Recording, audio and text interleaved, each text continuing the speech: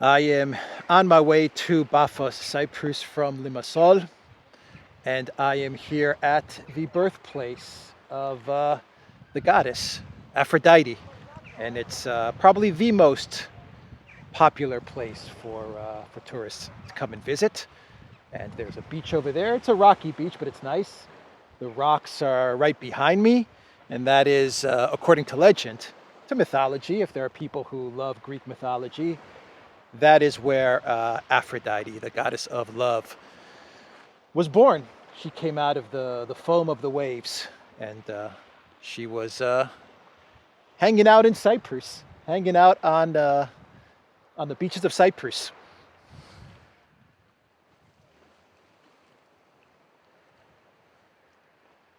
The spot is called the Petra du Romeo, and let's go down there. Let's go down there. Let me turn the camera around, and I'm going to cross the highway here, and we'll go underneath the pedestrian walkway, a small little tunnel, and we'll end up on the beach, and we'll talk about the news. We've got to talk about the Canadian General, or Lieutenant General, Mr. Trevor Cartier, I believe is his name, Cartier.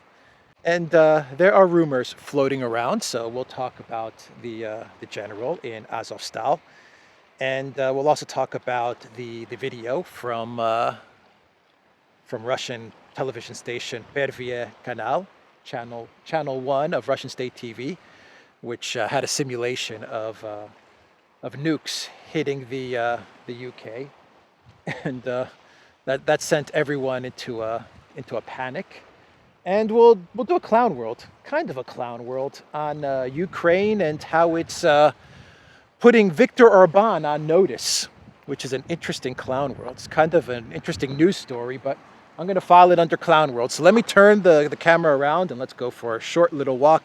Stay with me for a couple of minutes until we get down there.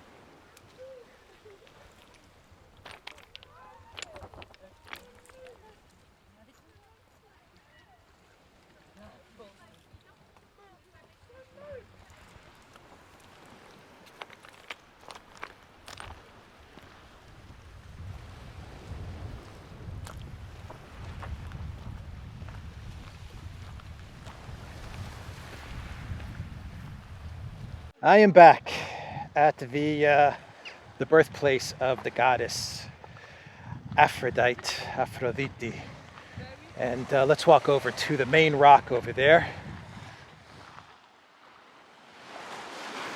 It's a pretty warm day. let's say around 20, 25, 26 degrees Celsius. I'm trying to pan a little slower. Some people were saying, can you pan the camera a little slower when you show things? So I'm trying to. Sometimes I forget and I move it around too quickly. But anyway, let's talk about the general, the Canadian general, who supposedly was is the guy stuck in Azovstal, Mr. Cartier, General Cartier. Now, someone sent me an article from the Ottawa Citizen saying that he's a lieutenant general and that he was under allegations or under investigation for abuse, sexual abuse. At least this is what the Ottawa Citizen article was saying. I don't know how accurate this is. Maybe it's a story that they made up to provide some cover for the general. But supposedly, Cartier is the guy that has been taken in Azovstal. That's what we're getting. We're getting a lot of Russian TV channels that are reporting that this general was one of the guys stuck in Azovstal. Supposedly, he was in charge of supervising or managing Biolabs 1. You know, that's what we're getting from Russian media. And he's now in Moscow.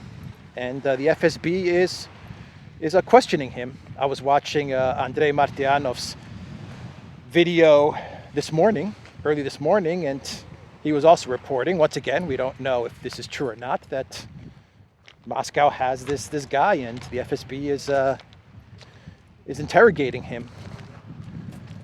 That's the news with regards to this general. Now, is he really under investigation by the Canadian military? Is this just a cover story? In other words, did the Canadian military kind of say, you know what? We know that Cartier is stuck there. He's going to most likely get captured, so let's create this narrative that he disappeared. He was under investigation and he disappeared to Ukraine to fight with the Azov guys.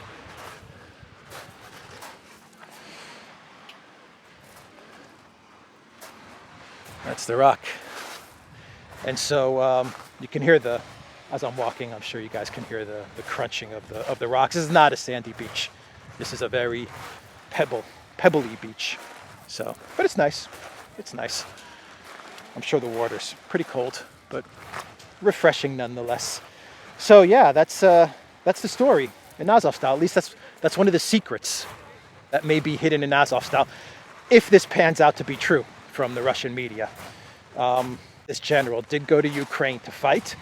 He has kind of gone missing, and the Canadian government, the Canadian military, is saying, yeah, this guy is missing. He went to Ukraine to fight, but it wasn't under our direction. We also know another thing about Ukraine and Canada, and that is that if there was one country that was intimately involved in training the Azov guys, the Ukraine military, and especially the Azov guys, it was Canada. I've actually done quite a few videos explaining how the Trudeau government was training these NAZI militias and these soldiers to up to NATO standards. They were training them to NATO standards. So that's not a secret that the Canadian military took a lead role in training Ukraine military, and specifically in training Azov fighters. And we know that the fighters in the steel factory were Azov. So I don't know, I guess you can connect the dots and say Canada, very connected to Azov. Azov guys stuck in Azovstal factory. Canadian general stuck with them. The Canadian government, the military, come out with a story that he's under investigation for some sexual charges, and he's gone missing. And I think you can kind of get the sense as to what's going on. So let me know what you think in the comments down below. Once again, the Russian media is reporting that this general is indeed in Moscow. He has been captured and he is being interrogated as we speak. And there is some connection with Biolabs 1. Biolabs 1. Now, if this pans out to be true, then wow, is this going to be huge. The mainstream media in the West, the collective West, they won't report on this. We know it. But if this is true and the Russian media starts to report on this and the rest of the world starts to report on this, well, we're talking about a huge story. And I think eventually a story like this will make its way to Canada. Once again, if it's true, will make its way to Canada. And I imagine it's not going to look good for the Trudeau-Freeland government. So that is the story with Azovstal. Perhaps we have the first secret revealed. Maybe there's many more. We'll see. We will soon find out. I imagine evacuations continue to take place.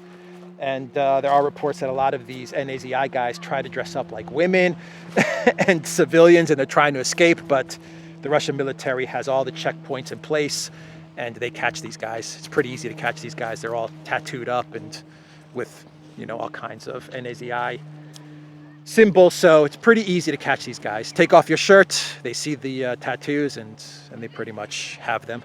So let's talk about this Первый канал. This Russian media, Первый канал, story where the Russian state media had a simulation, like a video simulation of what would happen if Russia decided to attack the United Kingdom and how they would go about it. And they had two simulations. One was with the Sarmat missile, which is what they call the son of Satan, the massive, devastating missile that the collective West cannot stop. And one of the simulations was this missile hitting the United Kingdom. And then that was that. And the other simulation was using submarines and launching missiles to the shores of the United Kingdom, and then detonating those nukes, creating a tsunami that would just bury the UK. Obviously, the UK media, the US media, the entire collective West saw these videos and they freaked out. And I'm not a fan of these videos. I don't like this type of fear porn at all. I don't like these nuclear simulation videos where it's all about what would happen if a nuke was launched and we'd all perish. I'm not a fan of these at all, and things are already tense. So, I'm not too hot on the idea of Russian state media kind of putting these out there. But let me try to explain why I think they did it. I think they did it for two reasons.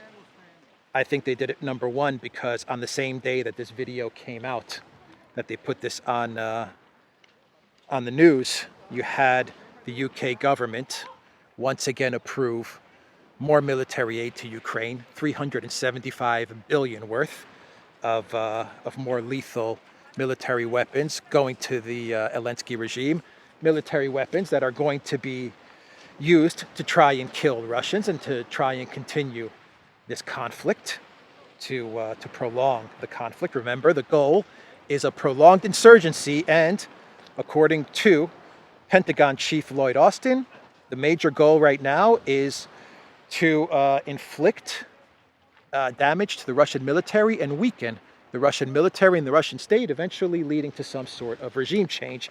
This is the stated goal of the collective West, of the United States, of Canada, of the EU. Their goal is to send as many Ukraine men aged 18 to 60 to Donbass as cannon fodder, send as many weapons, whether they're useful, useless, doesn't matter, send as many weapons into Donbass in order to delay and stall the Russian progress in the east of Ukraine. And if they can stall the Russian progress, it buys them the time that they need in order to get some sort of NATO second phase offensive in place. Maybe it's an offensive that will focus on the south and on Odessa. Maybe it'll focus on Transnistria, Lviv.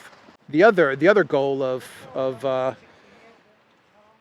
stalling the Russian progress is, of course, to kill as many Russian soldiers as possible and to weaken the military in the hopes that you get some sort of regime change in Moscow. You know, the collective West would like nothing more than, come autumn, to have the Russian military weakened, to have the military and the population pissed off with the Putin government, to get a regime change, to put someone like Navalny in charge, and then the collective West can come into Russia and just pillage the place of all its resources, and they can get the oil and gas for pretty much free. That's their dream, and they believe that they can make it happen. They really do believe that that's what's going to happen. So yeah, I think one of the reasons was the fact that this video came out was the fact that the UK did give more aid. They greenlit a hell of a lot more aid, military aid to Ukraine. This is on top of the 33 billion from Biden, on top of the previous 10 billion, on top of all the billions the EU has sent, on top of the billions that the UK has sent. I mean, I think another reason why Russia put out this video is because the Russians are just getting sick and tired of this. I really believe that. And, you know, for the past month, we've been hearing from the collective West that Russia's going to launch a nuke against Ukraine, and there's going to be a tactical nuke in Ukraine and a tactical nuke launched in Russia as a false flag. So for about a month, we've been hearing this. And I wouldn't be surprised if the Kremlin and the media side of the Kremlin, Первый канал and these state-run channels, they said, you know what? All we hear about is a nuclear bomb going off on our side, in Ukraine or in Russia. Why don't we put out a video to show what would happen if nukes were sent their way? And when they put out that video, well, it didn't please the UK and the collective West too much, to say the least. Farage gave an interview on Fox News and he freaked out. Like, I've never seen Farage that rattled. I mean, he was shaken. And it was interesting because, I'll put a link to that video actually. He was talking to Fox News' Martha McCallan. And it was interesting because Farage said something along the lines of, you know, if I say something bad about someone, then I don't expect them to retaliate in such a manner. Yeah, look, you know, I have been a critic for, you know, over a decade of endless eastward expansionism of the European Union and NATO, and I've always said, don't poke the Russian bear with a stick. We have made mistakes, but, you know, if I provoke you, if I behave badly towards you, well, you can say some bad words back to me, or you can turn really violent on me. What I'm saying is this: none of our mistakes justify the actions that we're now seeing in Mariupol and other places like that. And frankly, to see those appalling television shots from Russian state TV last night, I mean, never at the worst moments of the Cold War, even during the depths of the Cuban Missile Crisis, never ever have we seen direct nuclear threats made by one side against another. And it says to me there is something now very, very wrong at the heart of the Putin regime, whether it's him, whether he's seriously ill, he's obviously on steroids, there is a thyroid problem, whether his mind's been affected, I don't know. But frankly, you know, we're now dealing with somebody who is totally out of control. And yes, I know Ukraine has its faults. That isn't the point. Russia is threatening to wipe the British Isles off the map. Can you even believe it? It's sick. It's ghastly. And I thought to myself, you know, I like Farage. I think he's great and he's a patriot. But I thought to myself, you know, I think Farage is missing the point here. It's not just about the collective West saying something bad to Russia. This is about the collective West just piling in weapons after weapons and money after money with the explicit goal of destroying the country and getting regime change. So it's not so much about saying something bad and then having that person retaliate in an asymmetric way. This is more along the lines of, you know, if someone's about to attack me with their fists, and there's a couple of other guys who give the person that's about to attack me a baseball bat, a knife, a gun. Well, when I'm done with that person that's about to attack me, and I dispose of that person, then I'm going to look at the other guys who gave him the weapons and say, well, you guys are next. So I think that's a better analogy that Farage could have used. Farage also talked about the fact that Putin is crazy and he's got a thyroid problem and he's got medical issues and stuff like that. I thought that was, you're hearing that narrative now a lot. They're using that narrative that Putin is unhinged. You know what? For 4 years, we heard that Trump was unhinged, and we heard that Trump was going to start a nuclear war, and he had his hand on the nuclear button, and he's crazy, and he's going to blow up the world. So, the fact that they're using this now on Putin, they've used this on Assad, on Saddam, on Gaddafi, they always trot out this, oh my God, he's sick, he's unhinged, he's crazy, he's going to destroy the planet. We heard that about Trump for 4 years. So the fact that they're just using it on Putin now is, to me, ridiculous. I don't think they should. They should throw out that narrative anymore. If Putin is crazy and sick, then what the hell is Joe Biden, for God's sakes? If Putin is unwell, then Joe Biden is like, you can't even compare the two. I think we're in much more danger with Biden controlling the nuclear arsenal of the United States than with Putin controlling the nuclear arsenal of Russia. That's for damn sure. But I like Farage, and I'll put a link for the appearance with Fox News down below in the description. Take a look at it.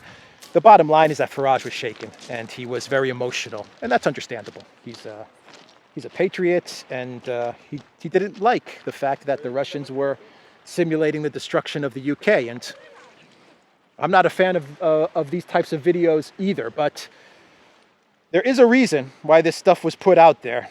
And if anything, it should give everyone pause.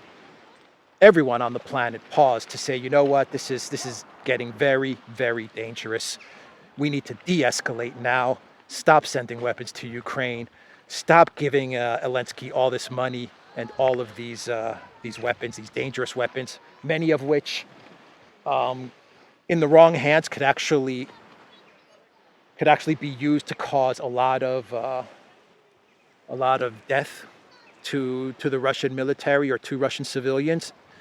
You never know what could happen in war. You never know. These weapons could end up in the wrong hands, and someone may use them against Russian civilians, and we have escalation. Keep in mind that as time passes and more weapons and more money are sent and more lethal weapons are sent, weapons that the collective West can do a lot of damage to Russia, what's to stop Russia from saying, you know what, UK, you're a party to this war. You know what, US, you're a party to this war. Greece, you sent 4 planes worth of weapons, you're a party to this war. Germany, you're a party to this war. Poland, Romania, you guys are a party to this war, and we're now going to strike. This is what worries me with all of these weapons. Every single 2-3 days, more and more weapons getting piled in there, more money, more rhetoric about destroying Russia. I worry that the Russians just might say, that's it.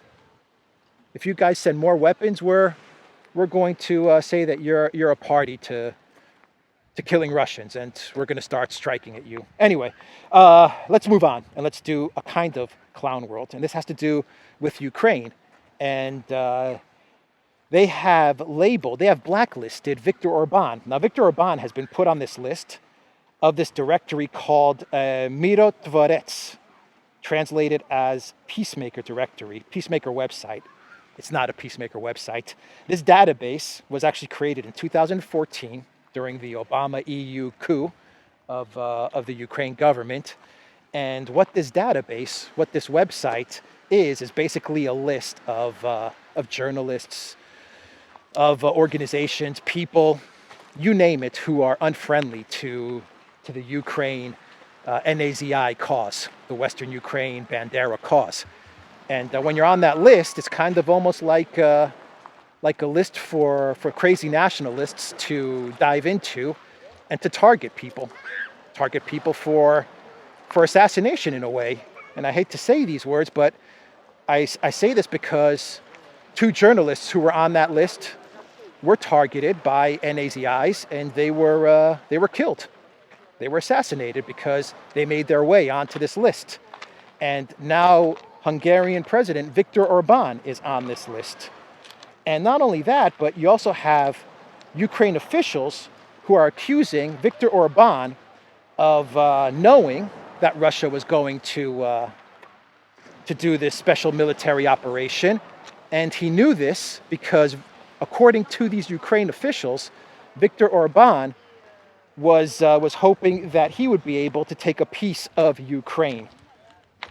That's how crazy, that's how clownish these Ukraine officials are. They're actually accusing Viktor Orban, democratically elected president of Hungary, of conspiring with Russia and knowing that Russia was going to do this special military operation so that he could grab some Ukraine land, specifically the Transcarpathian, that whole region. Like from my video that I did the other day of that town, Kutsk, where you had the wives and the soldiers protesting. They're saying that Orban wants that land, and that's why he was in on it with Putin. And they're making this claim, and this is coming from pretty high-level officials. Let me try to get a quote. It's really sunny here, so I don't even know if I can read this. Let's see here. Hungary openly talks about its cooperation with Russia. More than that, it was given early warning by Russian President Putin that our country would be attacked, according to Alexei Danilov, the Secretary of Ukraine's National Security and Defense Council. Hungary thought it could take part of the territory. This will never happen. Victory will definitely be ours. And about Hungary, which behaved this way, we will see what the consequences will be for this country. Clown world, folks. The Ukraine officials are actually threatening Hungary. Clown freaking world. So that's the news there.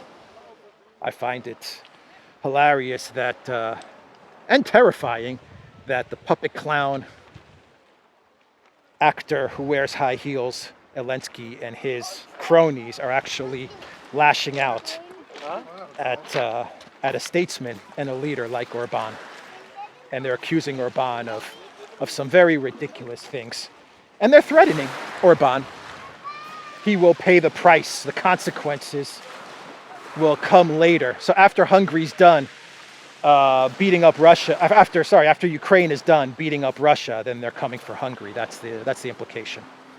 Okay, so I will leave the video there. It is hot. Now I'm feeling the heat.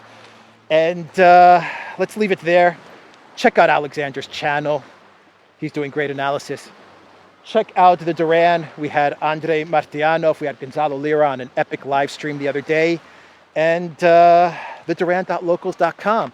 Coming to you from a beautiful Cyprus on the way towards Paphos, the birthplace of the goddess of love. And we need more love in the world right about now, so I'll end it there. Take care.